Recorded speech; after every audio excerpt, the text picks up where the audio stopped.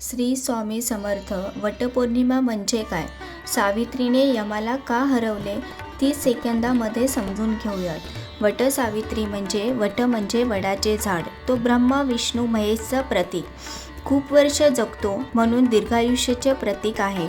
बायका नवऱ्याच्या दीर्घायुष्य आणि सौभाग्यासाठी हा उपवास करतात. ज्येष्ठ अमावस्येला वटवृक्षाची पूजा ह्यालाच वटसावित्री म्हणतात. वटसावित्रीची कथा. राजा अश्वपतीची मुलगी सावित्री तिने सत्यवानाशी लग्न केले, पण त्याला 1 वर्षाचे आयुष्य होते. ज्या दिवशी सत्यवानाला मृत्यू आला, यम त्याचे प्राण घेऊन जात होता. सावित्री यमाच्या मागे गेली. तिचा पतिव्रता धर्म बघून यमाने 3 वर दिले. पहिला वर होता सासऱ्याला दृष्टी मिळाली.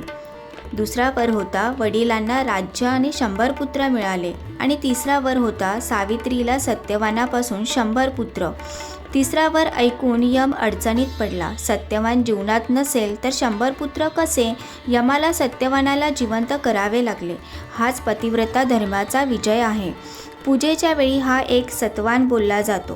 हे वटाखाली बसलेली सावित्री देवी, मला सौभाग्य दे. वटसावित्री म्हणजे श्रद्धा, निष्ठा आणि प्रेमाचा सण. तुम्हा सर्वांना वटसावित्रीच्या शुभेच्छा. श्री स्वामी समर्थ.